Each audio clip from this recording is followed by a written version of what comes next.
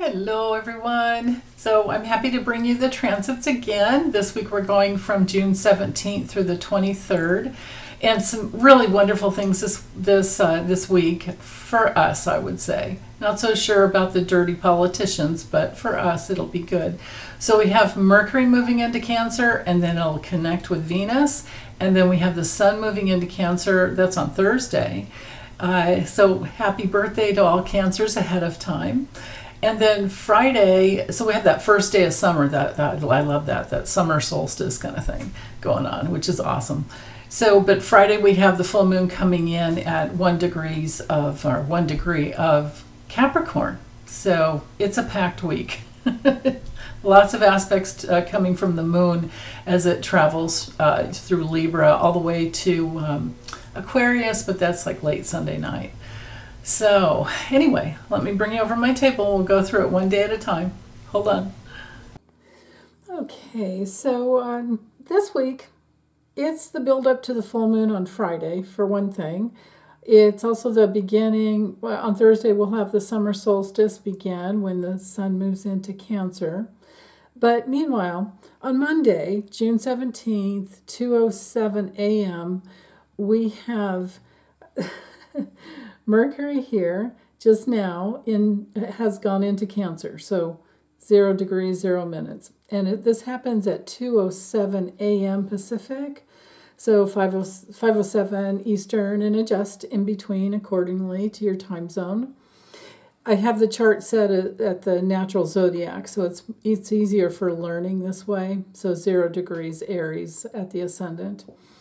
So the sun's still in Gemini, but we're in that later decan, the third decan, and so there's less than 3 degrees here until it moves into Cancer. But so at that, let's stick with Gemini first. Being that it's in the last decan, we are deepening our, I would have to say, learning process and communication skills because of Gemini. Between 20 and 29 degrees of any sign, we have that, the deepening process going on. Deepening or giving birth to, or already haven't actually given birth, but there's some opening, more and more opening, kind of a blooming or a blossoming, you could say. So with all things related to Gemini, we have been the last month very curious and learning a lot. And you can see some of the dirty politicians just in a crap ton of avoidance, and they're doubling down, and they're even calling people names. I mean, Rudy Giuliani called Fani Willis, said that wasn't her name. Her real name's Fanny, and he called her Fanny Ho. Can you believe that?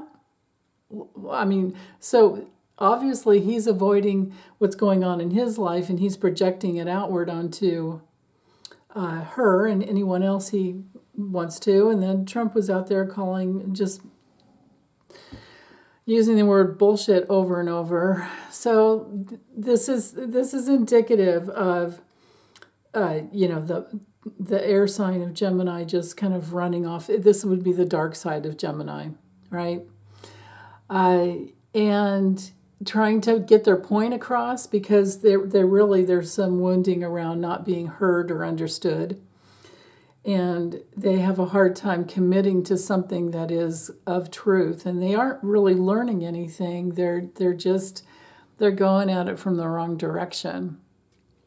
And so in the dark side of Gemini, which is sometimes what we often see with these dirty politicians, is this self-righteousness.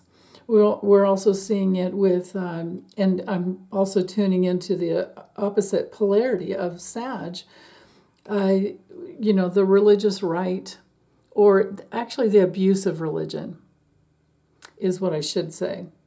Because religion is really just meant to join us back up with who we are. But if it's in, this conformity, like think of the Hierophant card, and there's this conformity to rules and structures and blah, blah, blah. Well, but we're all evolving. And we're all learning about spiritual law, which would be that opposite sign of Sag, but also ruled by Jupiter. And Jupiter and Gemini in that first decan, we're still developing a new foundation. Well, we're okay, I think, but it's some of the other ones that are needing to learn, and they're just, throwing words out there, saying what sticks at the wall, or jeez. Anyway, so I don't know that it's going to go much go much better for them, because there's not that there's no wellness within their minds. They're trying to take shortcuts into getting what they want, and they're not listening to what other people. That's the downside of Gemini, is if you don't listen to what another person's saying, and you just tune in. And it's so easy to do that nowadays with all the algorithms on social media. You pretty much can say, and they're asking you all the time on YouTube, was this a good video choice for you? Or I just close it up and don't answer. You can set things to make it the way you want to see, without seeing what's going on with the others. And so that's what the dirty politicians are doing, and they're taking their cues from the ones that the billionaires that are funding them. So this is turning into, like an incestuous type of relationship, and they won't know until, Rovember comes, that they were just had their heads up their own asses, and there you go. So they'll learn at some point. But so let's focus in on Mercury and Cancer. Okay, so now, having come from Gemini and getting going all through all three decans, first decan developing a foundation, second decan learning some lessons, and the third, where the sun still is, like I said, is we're deepening something, but what is it that's blooming, right? Is it more lies? But now with Mercury in Cancer, people are going to be thinking more along the lines of safety and security, especially protecting the feminine, protecting the vulnerable, protecting the family. It has everything to do with our roots and what roots we want to plant, what seeds we want to plant. Well, actually, planting seeds is probably more in the Taurus department. And then we're learning how to take care with the Gemini department if we're working it well. And with Mars in Taurus, there's that energy in there to plant some new seeds and to get things going in the realm of security.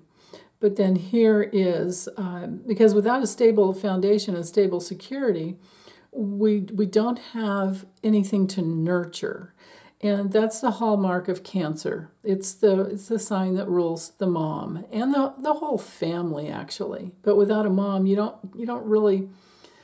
I mean, you can have a family, but it wouldn't be a family that you gave birth to. But maybe somebody else gave birth for you, which is beautiful. But anyway, Cancer is under the heading of family, ancestry, roots. And now that Mercury has moved into that sign, our minds and the way we, connect the dots and find the patterns and analyze and translate what's really going on, and the way we think, even the way we write and how we express ourselves, how we communicate, all of those things will be coming from that Cancer feeling. Sometimes emotional reaction where you're stuck in the past, you have to keep going there until you clear it all out, because you're not done until you're done, and you get to stay in the past as long as you need to heal. But if you're stuck there holding on to someone that you think makes you safe, but they're not safe and they don't care, you're setting yourself up for a world of pain that's, it's going to burst through at some point. But hopefully you're gearing up and getting ready to get out of that, so that you have that strength. And because Mercury is conjunct Venus, now this will happen exactly up here at 5:43 a.m. So if you wake up, maybe around 4 or 5 or 5 or 6 or what, it depends what time you get up and what time zone you're in, you're already going to be thinking much more sensitively. You may have had some dream guidance come through. And with Mercury conjunct, just right there, exactly lined up with Venus, now we bring in that Venusian quality of unity.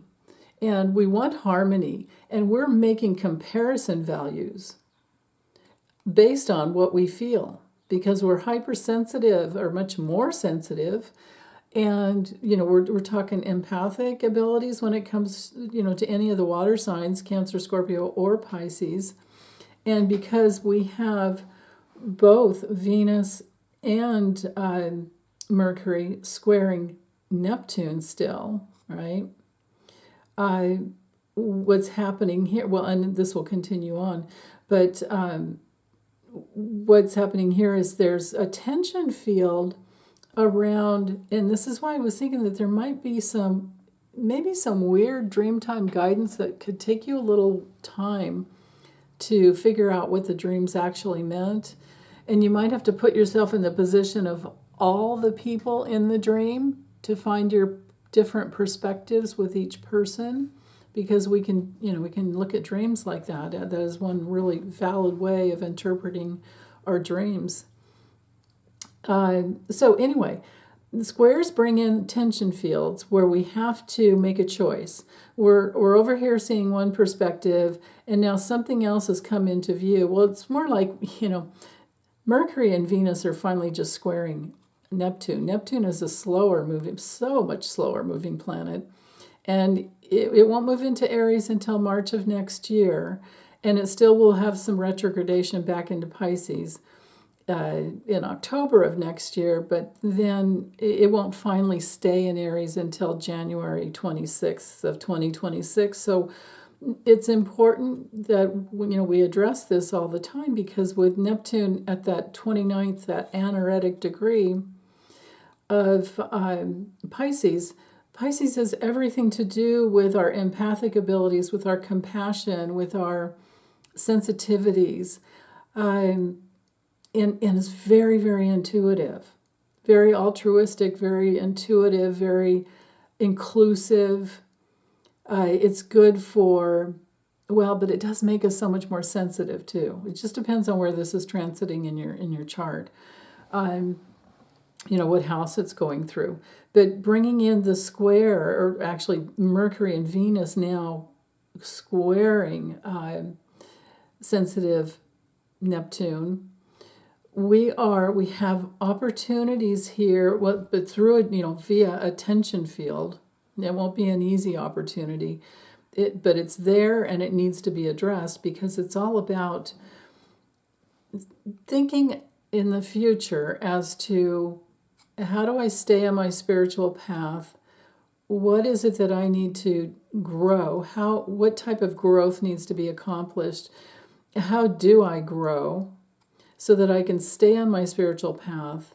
And for some people, this is with Cancer. Now, so the downside of Cancer can also be,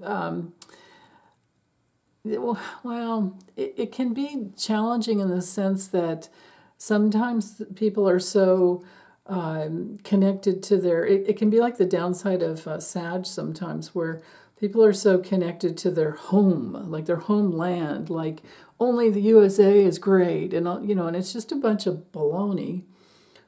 But it can also be very, there's some self-righteousness, but it's coming from a need for security. It's not coming from actual inner security inside yourself. It's coming from glomming on. When it comes from the dark side of Cancer, it comes from a glomming on, a codependency of trying to find security in something outside of yourself. So what it causes in that setup And this is what we're seeing with the MAGA, make America great again. What are they talking about? I mean, what do we want to go back into the 19th century, 18th century? How were women treated then? I mean, to go back in time to make America great? These guys are idiots with this ridiculous rhetoric. I don't understand why they think it's great, because it sure as hell wasn't great for women. It sure wasn't great for people of color. And here's Neptune and Pisces over here saying, if it's not good for everyone, there's still work to do. And here's the work. We have to think in terms of family. We have to think in terms of sensitivities. And how does everyone feel? But then again, are their feelings coming from a place of gullibility, where they're glommed onto a dirty politician and they're really excuse me, just in a misalignment of values, that because if they're glomming onto the dirty politician like Trump, he's full of hatred. So if you're for Trump, you're also hating other cultures. And here's Jupiter and Gemini, bringing that lesson in for this next year. Learn. Gemini's all about learning. Jupiter's all about healing. Learn about other cultures, basically, right?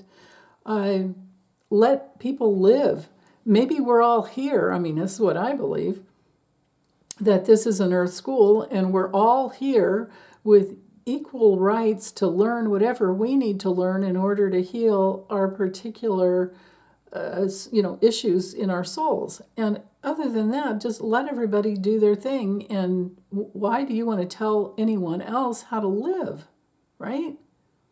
Just get in alignment with something that is true, which is love and all-inclusiveness, and just let people be.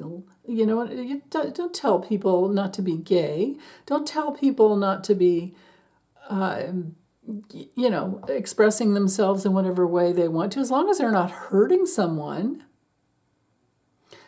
Certainly don't tell people how to control their own reproductive cycles and bodies. I mean, as long as they're not going out and hurting you, just stay just stay back off, stay away, let them be.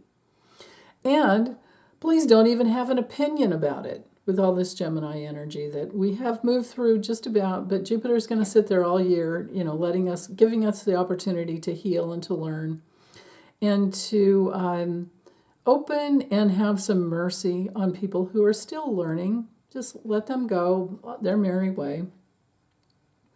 So anyway, with Venus being so comfortable, excuse me, hold on, in the sign of Cancer, Venus can be indulging in our feelings, but also in our sensitivities that relate to the family. Venus in Cancer is like the love for the family. Venus is personal love. Neptune is spiritual love. Venus personally geared towards people and relationships in your life. And then Neptune geared towards absolute truth and all-inclusive, unconditional love.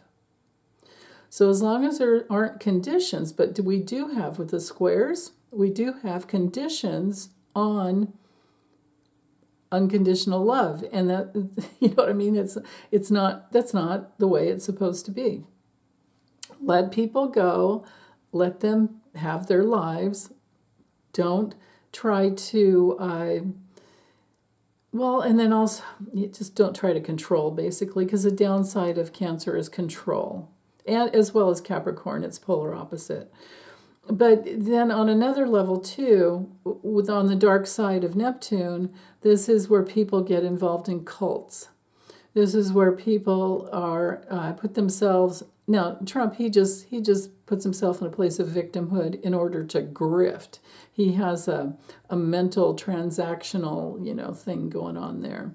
But other people that aren't inclusive and are hateful of other ethnicities, and whether or not, however, you identify on a gender basis, or however you want to live your life, and they want to control you with that, you'll have to be pretty delusional and gullible to get into that. And so it could be that this Monday, there's a lot that comes out in the news that, I noticed one thing on the news today, is that the Sandy Hook kindergartners and first graders are graduating. I don't know if it's kindergarten or first graders, but there's a whole, this year is a whole, set of teenagers graduating from that, from the high school. So, yeah. Because I think it was, if I remember correctly, that it was a K through 12 school. But anyway, I could be wrong about that, but I just remember seeing them, that there's this bittersweet celebration. So that's understandable. Yeah. Meanwhile, Alex Jones is out there having meltdowns because InfoWars, he's saying, is going to fall apart. Well, there you go. There's the grifting going on. And then here we are with Cancer, Mercury in Cancer with a sign of the family, just going, what? You know what I mean? This aspect here, Mercury and Venus square Neptune, is, okay, hold on, somebody's lying, and for what reasons? Well, just to fill their coffers. So they'll feel more safe. So, just think, this is a perfect aspect to think of Alex Jones and his Infowars.com bullshit. So, okay. And then, like we left off with last week, Saturn is still sextiling Ceres. And I'm jumping on this because Ceres in Capricorn is, and retrograde, of course, still until August, till late August. We're still in that position of holding a strong foundation that's bigger and better than ever, being in Pisces, with Saturn in Pisces. But then this continuing opportunity to nurture what matters most in the most physical ways with Ceres in Capricorn. And then this morning, we have the moon newly into, and so this will be for the next 2.5 days, the moon into Scorpio. Now, with the moon squaring Pluto this morning, there is some emotional material that's coming up. So let's focus in, and it would have to do with issues of power because of Pluto, but it can be powerfully psychic openings as well, too. But let's focus in on what Scorpio is all about again. So it's a sign that it's usually very psychic, doesn't mind working hard. Sometimes there can be intense cycles of work and intense things that happen when the moon's in Scorpio. But it's meant to help us either regenerate something in our lives and transform it. If a crisis comes through, it's all about handling it and learning how to deal with crisis, and then what that does over a lifetime. Like if you have a lot of Scorpio in your chart, or Sun or Moon or Ascendant especially, you get better and better at dealing with crisis, and then you begin to, because the polar opposite being Taurus, and you can see we will have the moon opposing Mars. So there will be action for more security coming up. But with, just to get back inside of the Scorpio experience, well, first of all, it is all about experience, and it has to do with developing more self-trust through experience. So, yeah, but sometimes, especially in the early degrees of this sign, we have to be careful with... it's not really be careful. It's just that there's the possibility to just kind of skate over something and not go deep.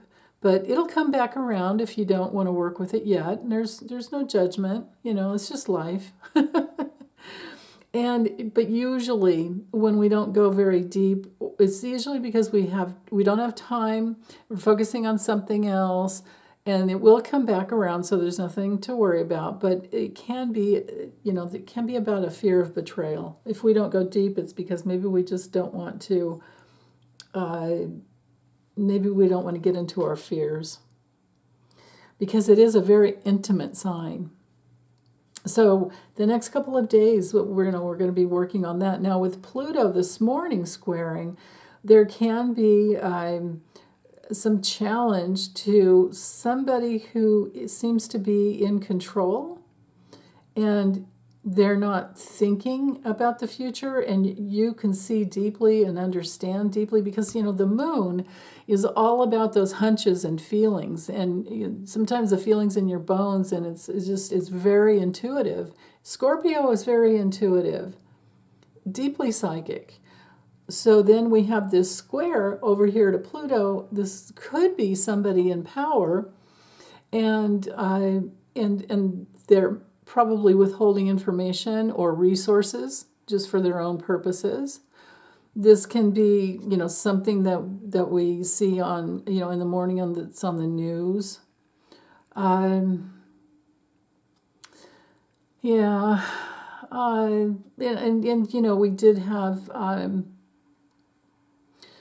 We did have the news come through with, Hunter Biden not doing very well in his trial. And I knew that was going to happen. I read on him a long time ago and didn't see him doing very well with that. But this is the mood of the public over the week. After, we've gone through the weekend. By Monday, we've gone through the weekend. The moon was in Libra. By this time, Monday morning early, here we are in a place where it's been all over the news, and we've also seen all the other spin that, remember, coming out of the news that Sinclair Group is just putting out the same message. They're making their newscasters say the same things verbatim, and and it's not good, and it's a betrayal to. It's actually a betrayal of the public. The moon relates to the public, and it's a betrayal of the public by people who are in power. And of course, in Aquarius, we're talking networks, right? Here's just one example, and using this spin that came from the Wall Street Journal, which is now owned. Newly bought, I don't know how long ago, but I don't know, maybe 6 months or a year or less, I don't know. Maybe it was only last month, I don't know, but I haven't trusted the Wall Street Journal in a long, long time. But anyway, it's owned by Rupert Murdoch, so it might as well be Fox News. So here's what they do. The wealthy billionaires, they just buy up more and more and more so that they can control more and more and more, right? Just think of like David Pecker talking about in Trump's trial, talking about buying up all the news stand space that was eye level and a little bit up and a little bit down, so that, he had, I think, 25 or 26 newspapers in those days that he controlled. And so he controlled the narrative that the public was seeing, and then they just blasted the same message over and over. And a lot of people are gullible enough to believe it, when it's, none of it was true. And this is what's going on, especially with Mercury. Now, I do appreciate Mercury and Venus in Cancer, because people are more, if you're psychic enough, especially with the moon in Scorpio, if you're psychic enough, why in the world? I mean, if you feel something and your bullshit meter goes, and that's going to happen with the water signs here. And even though we don't have our trine going on to the moon, it's it was there earlier. So yeah. So this is going to be quite the next couple of days. It'll be interesting to see what evolves. Okay, and then we also have, I think, these two little aspects here. The little semi-sextiles right here. So we've got Well, yeah, okay, so here's the one from Mars to Jupiter. That one's really interesting. So Mars in Taurus, Mars is our drive, it's our focus, it's what motivates us. In Taurus, it's about being secure and solid, owning things that make you feel secure and safe. It's safety devices. And, with Pluto up there in Aquarius, there's a lot of tech devices for safety that have been out on the market for a long time. But most people are motivated to have a little nest egg, grow the nest egg, and also to, motivated to find what makes you feel safe and secure, and not be pushed and rushed, and not get stuck. Mars in Taurus is usually not too stuck, but there can be that drive for, just toys and money. And then especially over here, because of the semi-sextile, bringing in, this effort to build and the work, because Mars is work, right? Mars works, Mars moves, moves energy. And then there's this expansion because of new ideas that can help you build and manifest. So this is actually really good here. So Monday morning is excellent for that. And especially with Mercury and Venus newly into Cancer, the major security and growth with both of these signs. Now the other one is coming from Eris, so there's a lot of courage, and then it connects over here to Uranus, if you can see it, to the 25 degrees. So there can be some major breakthroughs with Uranus in this the last decan of Taurus, because this is that deepening of and in Taurus, all things related to security, but also to your principles. You might wake up to something that you realize really matters to you, and you're not going to back off because of this connection to Eris, because Eris doesn't back off, doesn't give up. She sticks in there. She's in there for the long haul. And she doesn't take any crap either. So, yeah, let's go ahead and go to Tuesday. Now, Tuesday we have that two inconjuncts. They're coming, of course, down here from Venus and Mercury. Now, Mercury moves so quickly, it's already jumped ahead on the other side of Venus. But the inconjunct to Pluto, now these are adjustments. When we have a quincunx and inconjunct, that translates into the need to make an adjustment. It could be things that we let go of in the past, and now it's time to take care of it. It's something usually that demands our attention right away. And with Pluto, it's powerful. So it's not necessarily a challenge. It's just that time is up. Now it's time to do it, time to take care of it. The opportunity's here. But it does usually make you feel just a little off kilter, because you thought you had it set, especially when Mercury and any planet in the sign of Cancer. You thought you had it figured out, and you set the pattern up for growth and safety, mostly growth.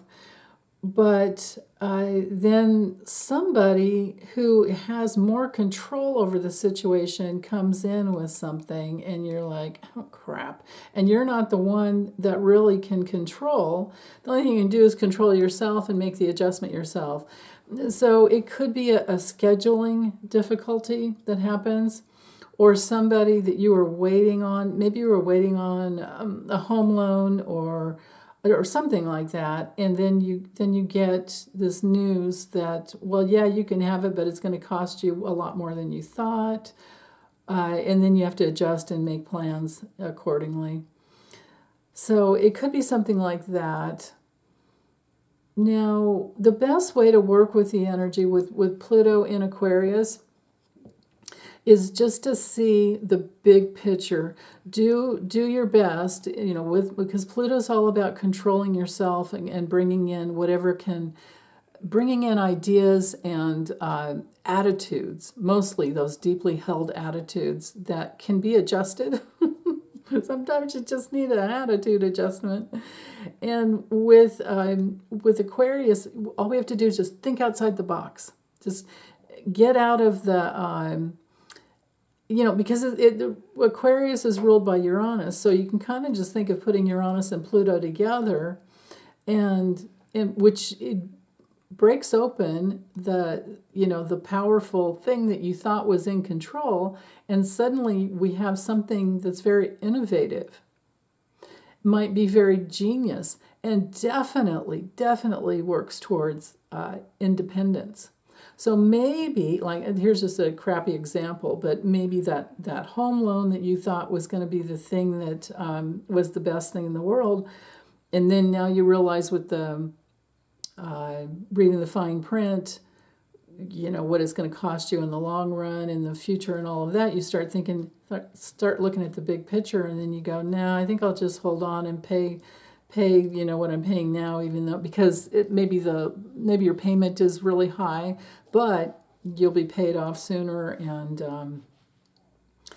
and maybe it goes against some principles, with Mars over here in Taurus. So because Mars will fight, and in Taurus you'll fight for those principles that matter to you.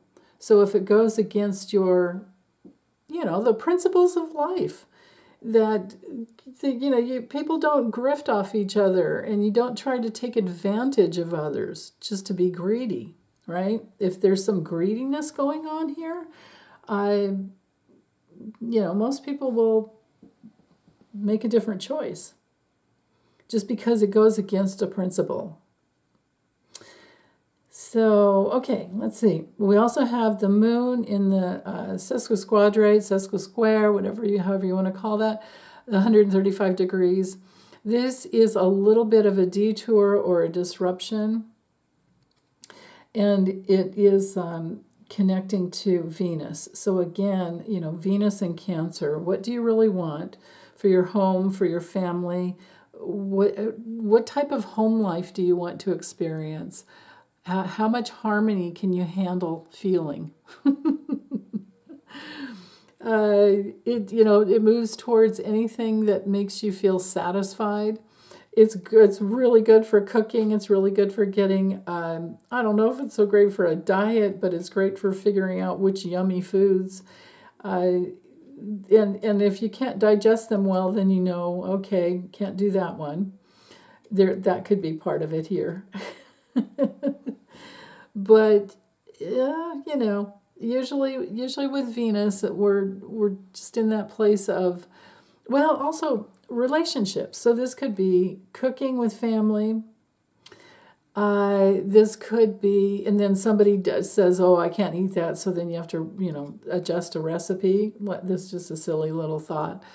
But just to give you the flavor, no pun intended, of the of the aspect, this can be something that disrupts something that you were having fun doing, and it had to do with a relationship, and it has to do with family, possibly, or just your psychic. Maybe it's a psychic ability that you're working on, or maybe a new psychic ability comes in with the moon in Scorpio, and then all of a sudden you're like, oh, well, okay, I have to be with this for a while, because Venus is very, she rules Taurus and Libra, and she's very relationship oriented, but also very pleasure oriented. So this could be a pleasurable new psychic ability that comes through. Let's see, what else is a possibility with this one? Well, just with Venus, it's everything related to women, or the feminine. So this is actually really nice. But I do feel something to do with cooking and and new recipes, and having fun with it, and learning from it as well, because Mercury's still right there.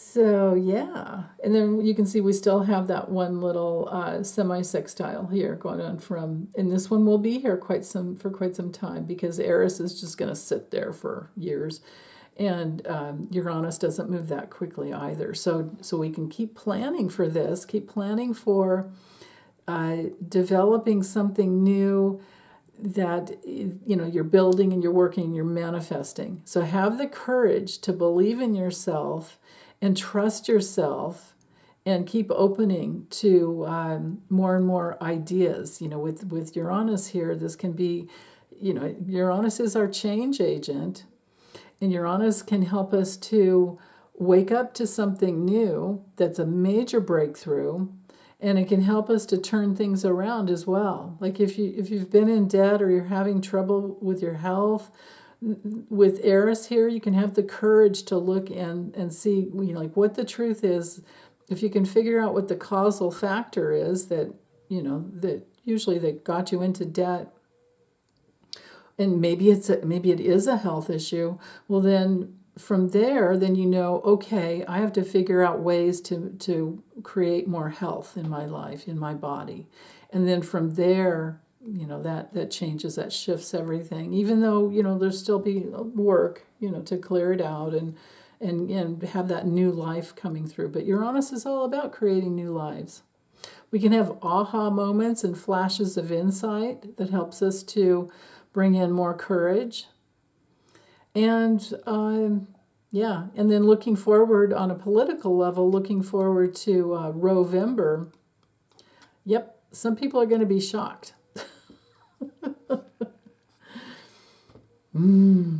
Okay, Wednesday we have Juneteenth, and so happy Emancipation, happy Freedom Day, and I think it was from 1865, if I remember correctly. But yeah, I know a lot of people still feel like it's in effect, and I totally understand. So, but anyway, that comes in the moon with this in conjunct to the sun. This happens at 7:15 in the morning Pacific time, and here now the moon is at 28 degrees. It's at that anaretic degree. So we've gone through the developing some deeper spiritual psychic foundation, and we've learned some lessons about it, or learned to, or transformed. Maybe it's just been a big process of transformation, but we learned major lessons, and now we're at that stage of something very deep, a deep process coming to completion, so that there's a brand new renewal in our lives. And then there's just this one little adjustment, and I don't know what it is for you guys, but it's very possibly because, and it could be for me too, that we learn something because the sun is at that last decan as well. We've got 28 degrees, 47 minutes. This is exact at 7:15 a.m. Wednesday morning. So I venture to wonder what came through in dream time. What comes through in meditation this morning? Or maybe you're at a fever pitch because the anaretic degree can be intense. Maybe there was some crisis that you had to handle first thing this morning, but you are equipped. You know how to do it. So not to worry, but I just wonder if that might be part of it. And then you can see down here again with the semi-sextile, this time is coming from Jupiter and then over to Mercury. Mercury's, look how it's just trucking ahead just about a degree a day. Yeah. But don't worry, we won't get Mercury retrograde until August. That'll be August 4th, and it'll be in Virgo. So you can kind of maybe start planning for that. If you know where 4 degrees of Virgo comes into your chart, it'll be actually through 4 degrees of Virgo, and then the retrograde will end, let's see, August 4th. It starts at 4 degrees of Virgo. And then August 28th, it's done, and it will have retrograded back into 21 degrees of Leo. So you have to look in your chart and see where does 21 degrees of Leo and 4 degrees, what houses encompass. Sometimes it's 2. encompasses 4 degrees of Virgo to 21 degrees of Leo, or the other way around, actually, because Leo comes first, like this. So it could be in 2 different houses. So it could be your self-expression, creativity, and then your service. Yeah, that's how it's going to be for me. I'm not looking forward to it, actually, because anything in my 6th house always messes up my work. It's like, dang. Okay, so sorry. Back to the the semi-sextile here from Jupiter to, and no less, Mercury ruling Gemini, okay, and Jupiter being kind of, I don't know if I really go with the exaltations and the detriments, but Jupiter in Cancer is pretty good. Unless it's, too much food, too much eating. But anyway, there is an adjustment here going on, or kind of an adjustment, because we're building something. And the only reason I say adjustment is because Jupiter in Gemini is so attuned to learning and exchanging information, gathering information, and exchanging it, communicating. And then Mercury is our messenger. So I do think it has to do, because it's, the sign of Cancer, a lot of it is going to have to do with learning new ways of eating and learning new ways of digesting what you can digest well and what you can't. And also just speaking in more caring terms. People, I think, are going to be more, when Mercury's in Cancer, they're more nurturing. They're more geared towards words that care, and that place where you get those intuitive messages that are coming from some new truth that you're trying to integrate into your lives, because of Jupiter being in Gemini. And the semi-sextile, it's like a gradual effort that comes in, but it is helping you to manifest and build something that's solid. So this is actually really good. Let's see, what else happens on Wednesday? The moon trines Neptune. Let me go with the hours here. There you go. The moon, I could see it coming, but I didn't know when.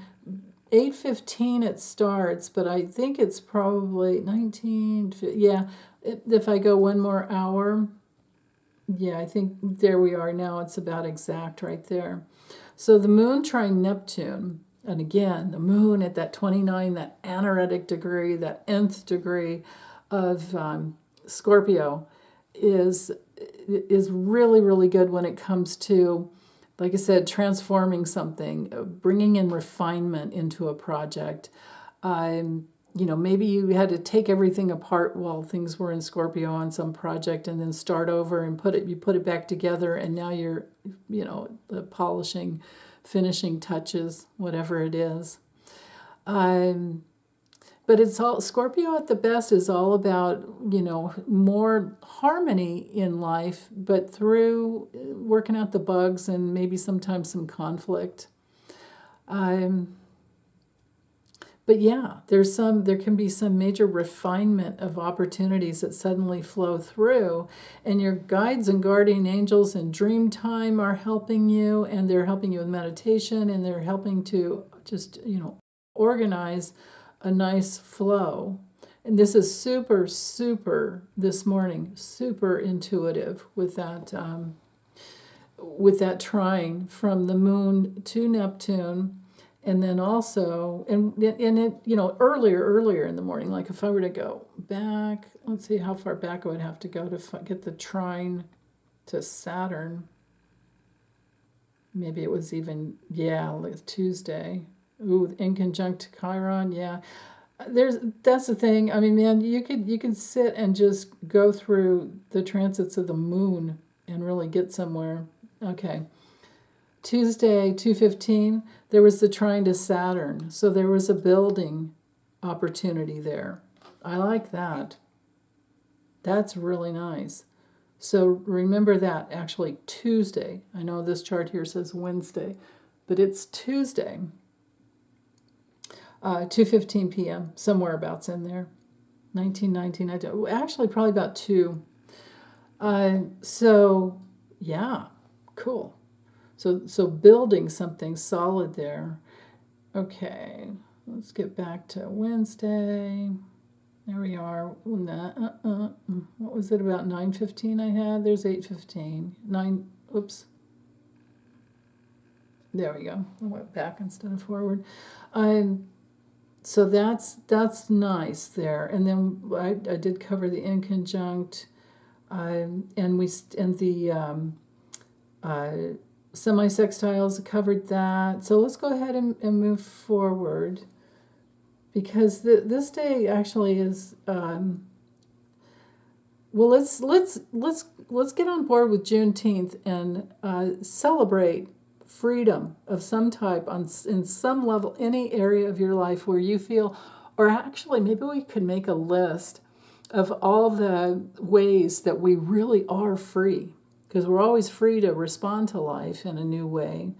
But maybe we should make a gratitude list of all the freedoms that we actually do have, rather than going into the fear of having them taken away, while we're kind of riding this wave until November.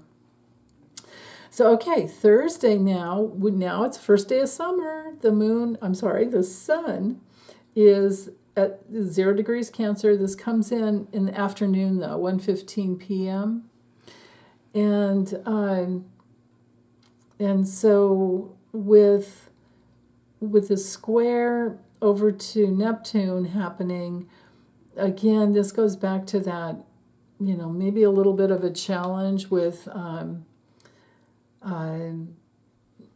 feeling as free as you would like, because I don't know, maybe something just happens during the day that makes you like you're in this tension field, because with the Neptune in Pisces, you want to do more. You're thinking bigger. There's more.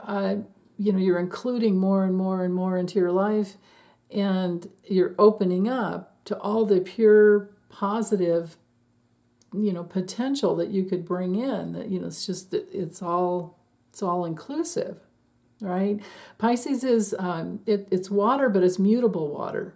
So it's like water that doesn't have the banks of a river or the ocean bed or what. It just flows. So there's this big flow, but then there's, with the square to the sun, this morning at least, there is, well, actually all day, there is this, there's this little bit of a tension field about, okay, wait, if the water doesn't have banks, if the plumbing breaks, where does all this water go? And the sun in Cancer is kind of like fearful because we need security, right? It's all about safety and security. We want ourselves to be secure. We want our families to be secure. We want our homes to be secure. And we want to just do whatever we can to protect and nurture that security. But how do you do that when there's just this flood of something coming through? So when it comes to empathing, because after that moon being in Scorpio for 2.5 days, and now the moon is in intuitive Sag, what this can play out as being, especially with all this energy, now we have a stellium in Cancer, what this does bring through is that possibility of some big political outbursts going on, and we're flooded. We're flooded in the delusion. Neptune's all about delusion, and in Pisces it literally can be a deluge of patriotic type of energy. And again, like I said, if they would just live and let be, that kind of thing. Yeah. Just listen to John Lennon, right?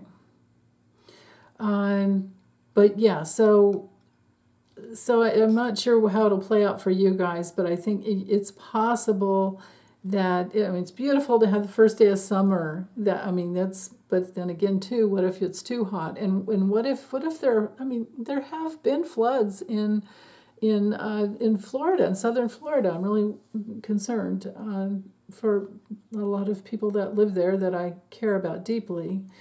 And So this could be something else. There could be another type of a flood. But at least with Mercury and Venus there is also the ability to think in terms of how to nurture and how to protect and for support. Cancer energy is extremely supportive. In the worst, it's too supportive, or it can be too controlling and stuck in the past and fearful. Right? This could be fear going on here. So what helps me the most is just to stay as peaceful as I can, as balanced and peaceful as I can, and put that energy out, because I know we're really powerful. Whatever energy we're sitting in, if we put that out there, and as much as we can stay balanced and loving and supportive, most of all balanced when we're talking weather issues, I think that's helpful. And then, also driving less, not flying less, traveling less.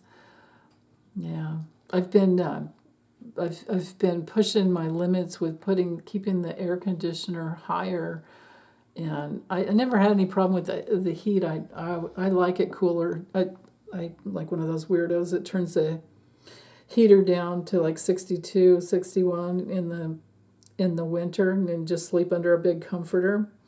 But now I'm climatizing to summer and I like it. I've been able to keep the air conditioner up a lot higher than usual. So, yeah, all these little adjustments, they will help, hopefully. Oh, so, but I think on this first day of summer, we may have some kind of a reckoning that has to do with that long-term vision that we really need with Neptune and Pisces, that long-term vision for the for the ocean, the warming of the ocean that has created all of this, and how we've created it over our entire lifetimes, and our parents before and before, the whole, ever since the industrial age, right? Okay, let's go to Friday. Friday morning at 5 a.m., we have the Sun with an inconjunct to Pluto. So again, there's that adjustment, and I think it has to do with we're focused on growth and safety and security, and then we're seeing what's going on in the government, and we don't like it.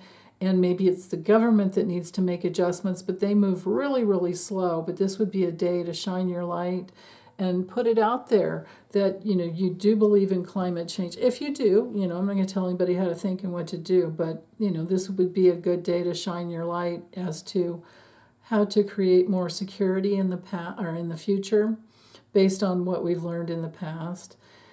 And then also you can see the sextile here from Mercury. Notice how Mercury is at 8 degrees and Mars is at 9. So there's an opportunity here with Mercury and Cancer to speak up and send messages that could nurture safety, motivated by safety with Mars in Taurus. And actually what makes good financial sense, right? I mean, it's not it is not good. It doesn't make good financial sense to keep drilling oil, to keep drilling for oil and fracking and all of that. I mean, we need to save it for some big equipment that can only operate on oil for a while, and until those things change. There's so much that can be looked at, and with the moon in Sag in the last decan, there's something coming through about that, I think.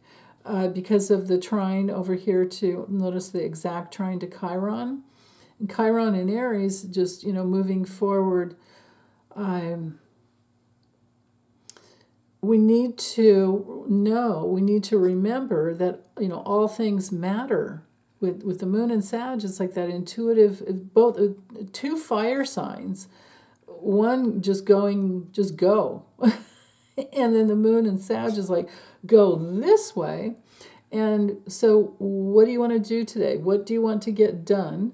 It's definitely one of those mornings for getting a lot done. But make sure that you're not impulsively going too quickly so you don't, develop a problem. But then again, with Chiron in that last decan, there is a deepening of your presence. And then with the moon in Sag, there's a deepening of your intuitive presence with this connection here in the morning. You might just wake up, and maybe you didn't even have a plan, but you wake up intuitively or just instinctually, more like instinctually with Chiron in Aries, knowing that, oh, I got to do this today. Because, Sag is very aspirational. It gets us, it's inspirational too. It's ruled by Jupiter. And it's movement oriented. It's directionally oriented and expansively oriented. But yeah, so it can really help you take advantage of an opportunity this morning. And you can see the sun, we still have that inconjunct from the sun to Pluto. And that's, for between 0 and 3 degrees, we always have that quincunx inconjunct. So there's still something with the powers that be, partly the government, but it's mostly, actually, Saturn's more the government and Pluto's more the power of the people. But then we've got a lot of dirty people in government, and there's the problem. Therein lies the problem. But that power over people is not going to work in the future, right? It's all about the light, with using the light, coming from the light. Aquarius is all about the law of brotherhood and sisterhood. So we need for everyone to be safe as possible. We need for everyone to be nurtured as much as possible. Unless they're the dirty politicians, and maybe they need to suffer for a while. Mercury to Mars, the sextile here we still have going on, of course, brings in that movement to think in terms of the family and the growth of the family, your home, your safety, your security, and especially with Mars and Taurus there. And then you can see this square still going on between the Sun and Neptune. So there is a spotlight on somebody who's grifting, taking advantage for political purposes. Yeah, there's all that. The way we can work with it, though, is to have this, with Jupiter and Gemini, learning. And then, I forgot, there's the little semi-sextile from Jupiter to Venus. So there you go again with trying to bring in harmony and learning new ways to do that. Harmony within the family, harmony within your home, harmony within your emotional body. I mean, the stellium here in Cancer is all about the emotional body. And Taurus is a very body-oriented sign. Aries is like, I'm here. And then Taurus is like, ooh, I have a body. And then Gemini is like, okay, I have a voice. I can make noise, hopefully. I can communicate somehow. And so what's that about? And you use all of these, right? The fact that you're here, you're in a body, and you do need to communicate in order to survive. And then Cancer's here for developing your survival skills so that you can grow. And because if you don't have that solid foundation,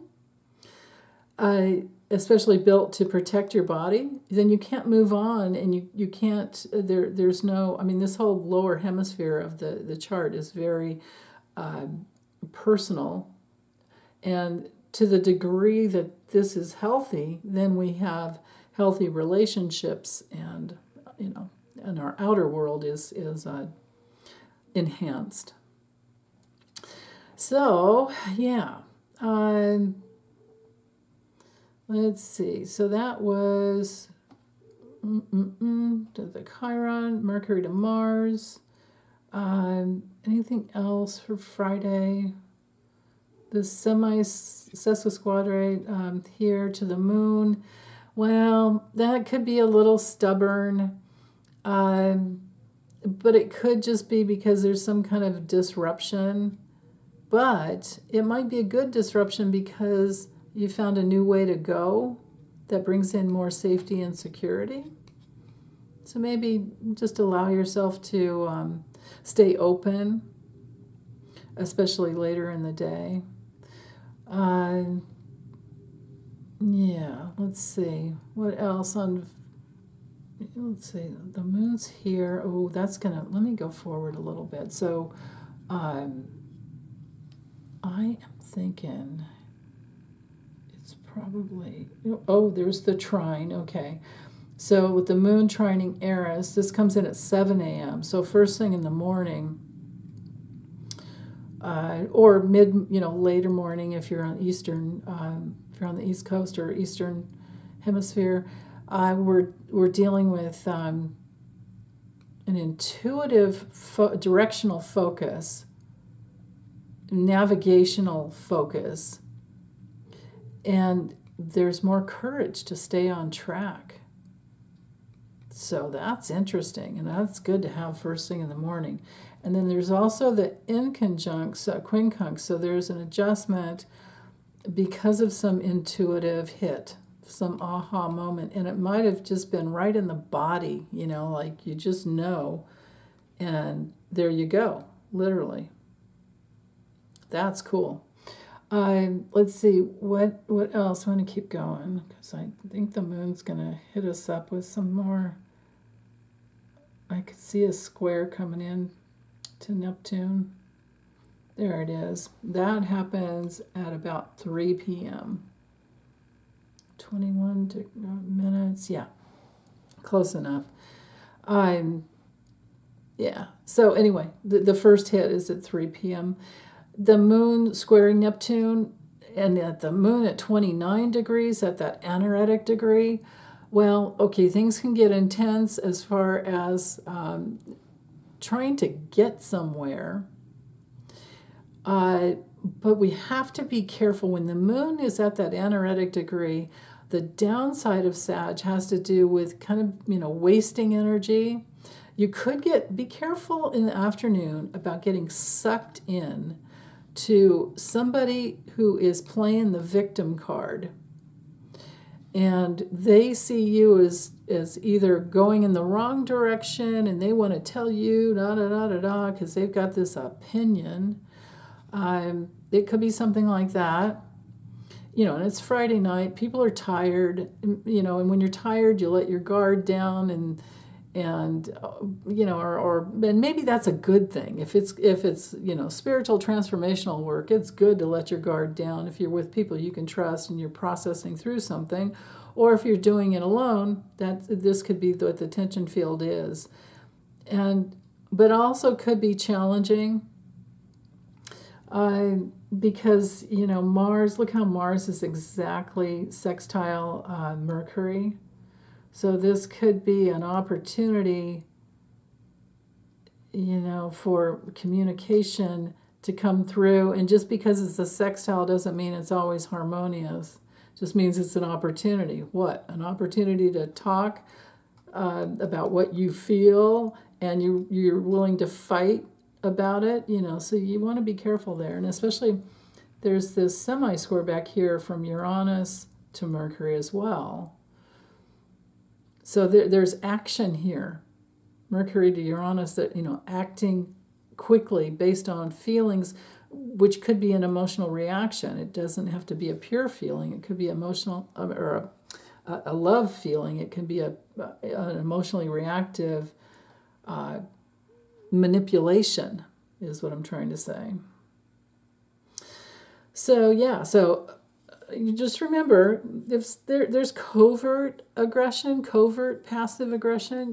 There's aggression and passive aggression. Passive aggression is still aggression, but they hide it. They try to hide it, and they can be sneaky. And then you wake up and go with the moon in Sag, like, wait, hold on, and then there you are. You kind of can see, and maybe this is gaslighting. Maybe there's some politician out there gaslighting. I mean, that's what they do, right? Yeah. So, okay. So that's pretty good for the day on Friday. Now, Friday night, we have the full moon. So remember, don't forget, before the moon is full in Capricorn, it squares Neptune. So there's, again, be careful with that emotional reaction there. Either receiving it or giving it.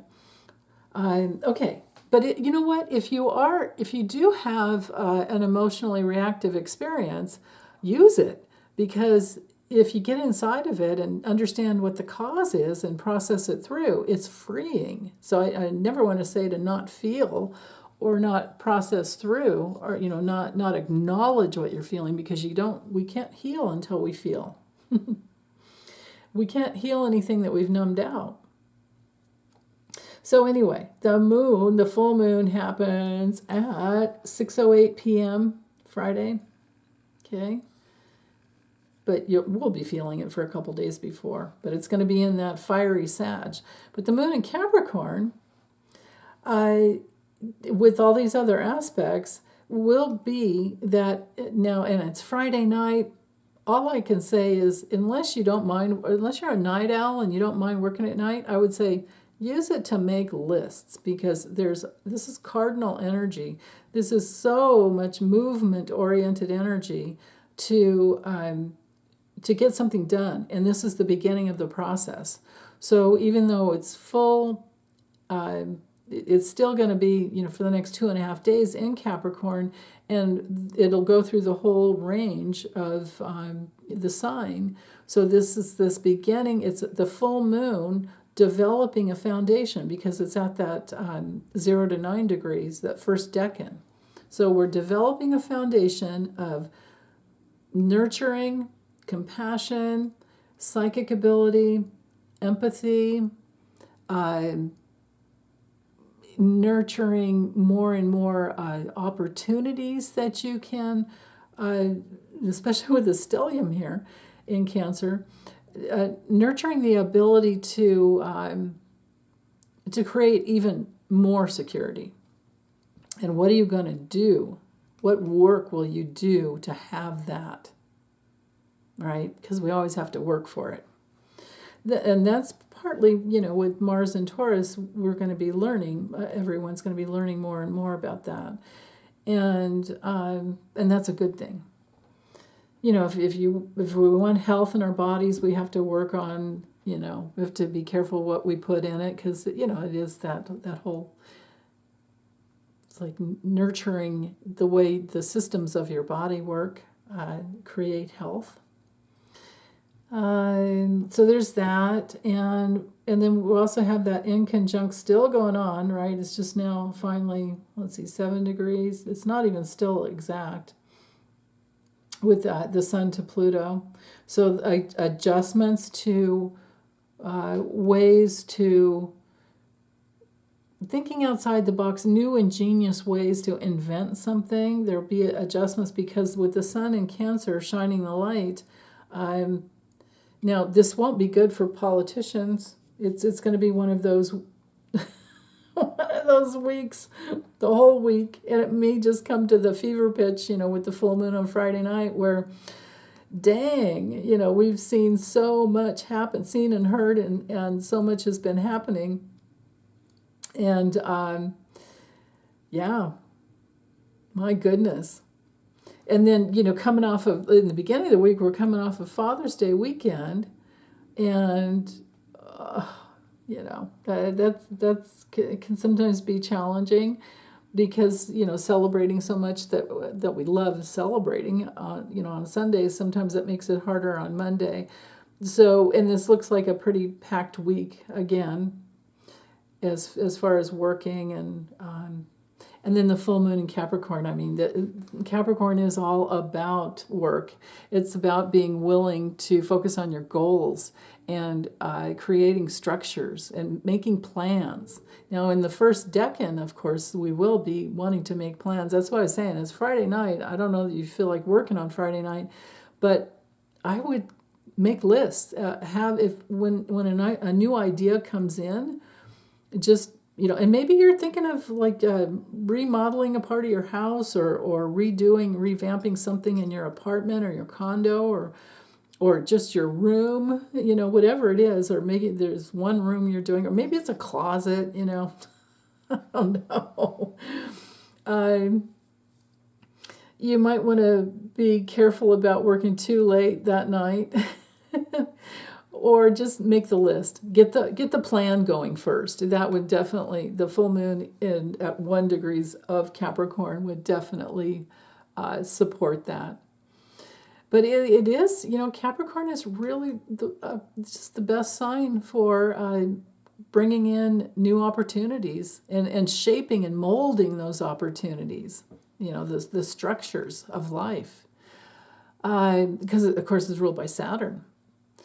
So now a challenging, if you have any challenges, or probably be more like we'd be witnessing on full display, with the sun, because the full moon is in opposition to the sun, given that full light of reflection.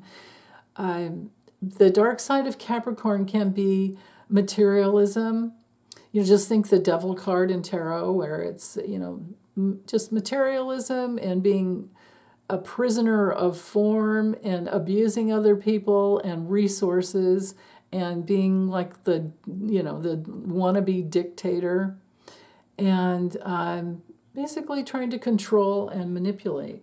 So if somebody's doing that on Friday, by Friday night, we're going to be going, okay. And especially after the moon being in Sag for 2.5 days. And then, Friday morning earlier, it moved into, or Friday during the day. Let's see how many hours it took to get. Let me go back. Yeah, see the 0 degree. Yeah, right. So 4:08. So actually, it was in the. Let's just say it was like maybe 4:15 or 4:30. Here we go. Is that right? 6:08. Yeah. Okay. So yeah, let's see, 7 to 1. So, 7 degrees, or 1 degree 7 minutes. So wherever 1 degree of Capricorn is in your chart, that area of your life, I think over the next 2.5 days is an area of life where you can really create something solid, but just be careful not to, feel, well, it depends. It all depends. Sometimes when the moon's in Capricorn, you can either be too controlling or somebody's trying to control you. Or maybe you're trying to control your reality at the expense of your body, as in working too hard and doing too much, which is why I was saying this happening on Friday night. You might want to just make lists and not actually do it yet, because you probably would do it over anyway, because being in that first decan, we're just developing a foundation here. It's not done yet. It's like the Ace of Pentacles. This is an Ace of Pentacles full moon, okay? It's opportunity, it's openness. You go through that gateway, the abundance is yours, but you haven't created it yet. So, but it's good. It's still, it's actually a really good full moon. Let's see. We still have that inconjunct there. We have the little semi-sextile coming from the moon to Pluto. So this is a powerful little bridge to creating some new structure for yourself. Or it might just be, it doesn't have to be like, it'll be physical in the future, but for now it could be the plans that will be very powerful in the future. Making some very powerful plans on any level, any area of your life. But like I said, wherever the moon lands natally in your chart, at this full moon, whatever house, that will be the area of life that you can do the best with, or that will be in fruition. Full moons always release energy. It's a big fruition of something that you have worked on in the past.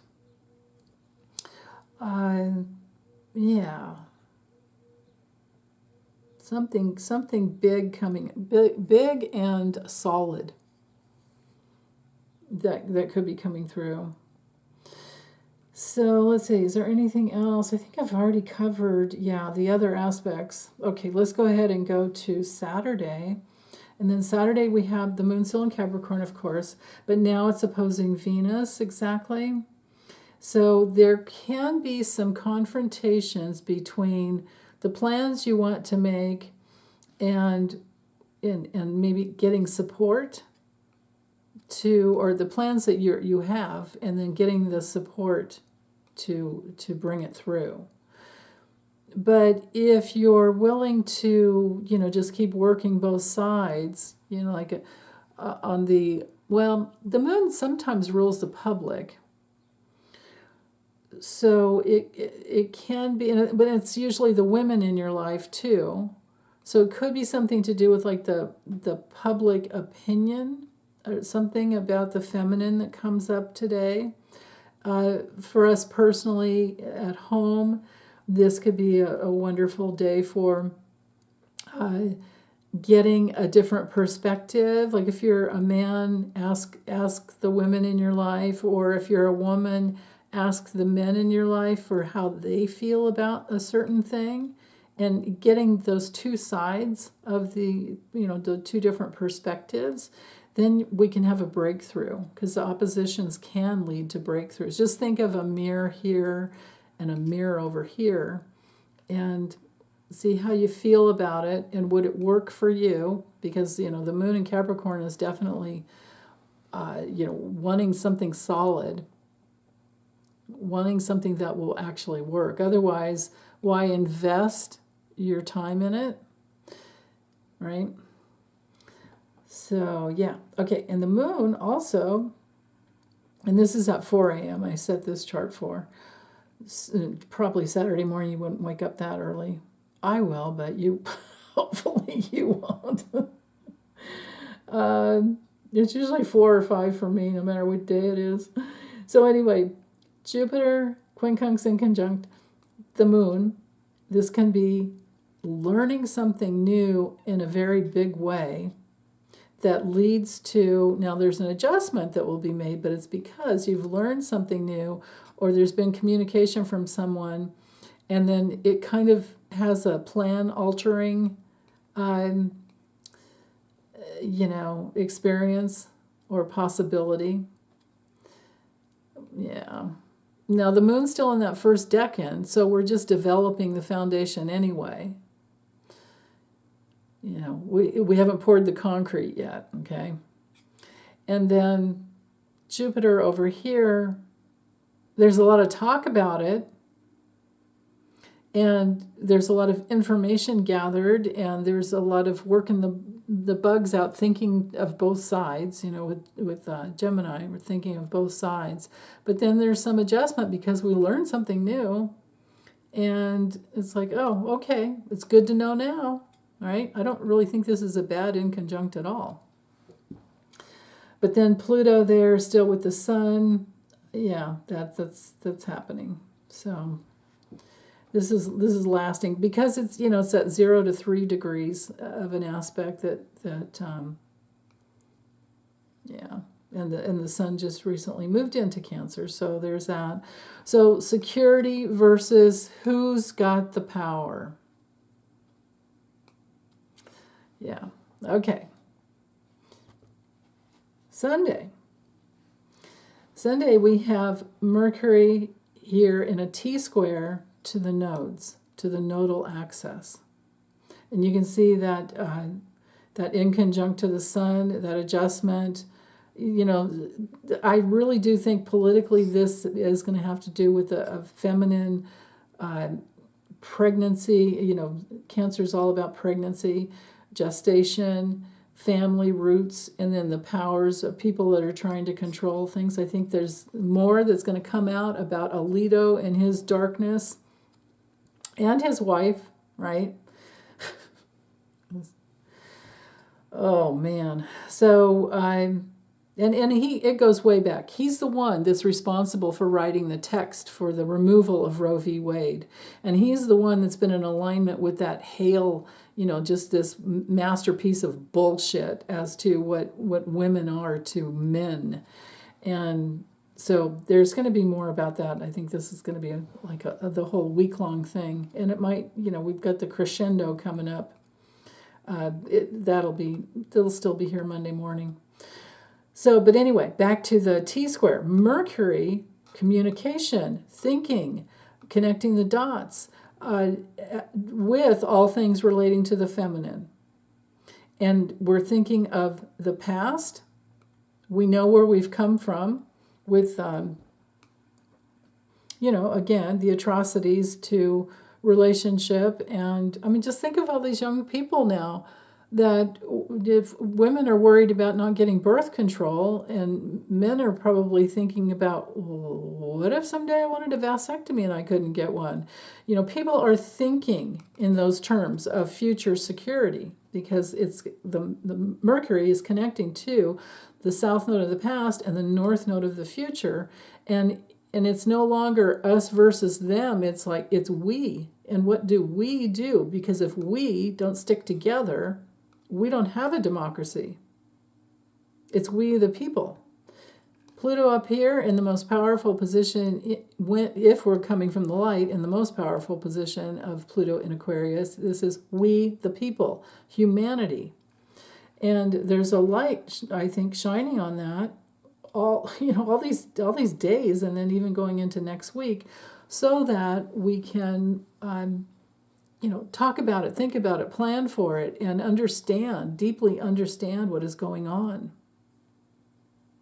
And, Neptune in Pisces and Saturn in Pisces, that Pisces is the sign of understanding.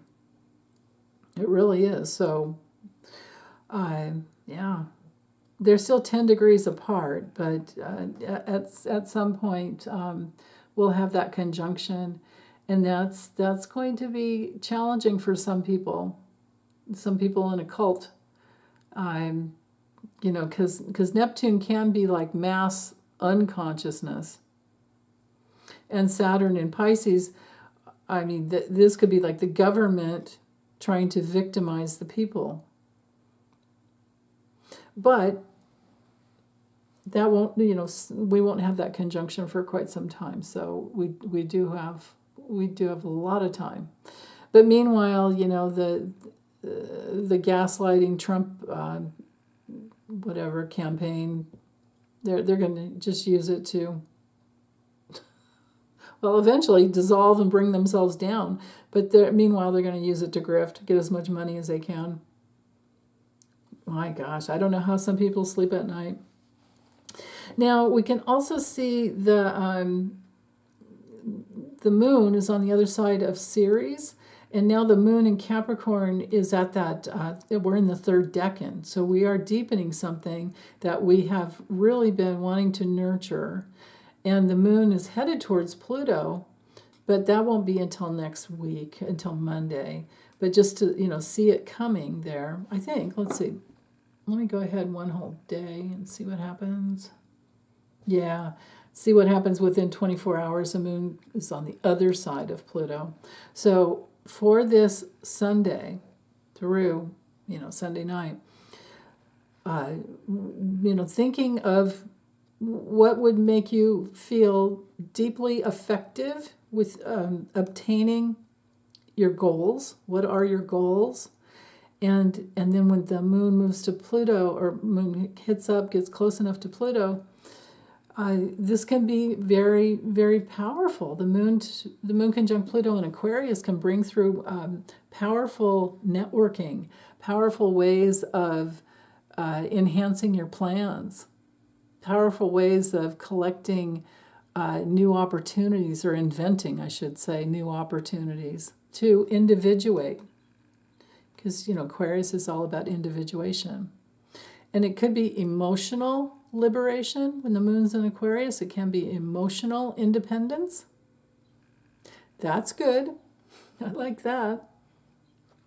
But it also could be for the on the dark side with the politicians, the dark judges, the dark billionaires that are mismanaging their power, their personal power. That can be very, detached from the heart, and then actually opportunities dissolve at some point. And it can be rebellious. That's another possibility too, with the moon hitting up Pluto. next week on Monday, there can be some emotional rebellion coming through, especially because, they'll at some point they'll be the in conjunct to the sun, and that'll be on full display.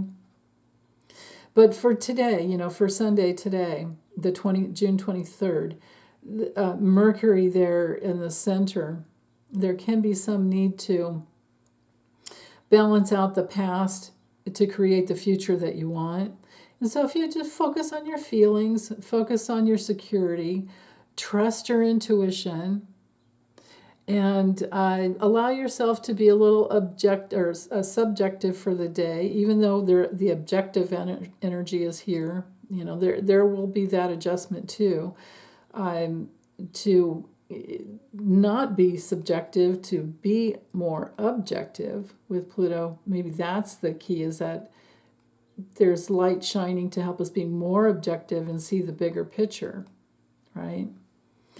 But meanwhile, there's a lot of nurturing and caring and warmth coming through. So that's it. That's it for this week. I hope this was helpful. I love your comments. Let me know how you're doing. And have a wonderful, wonderful week.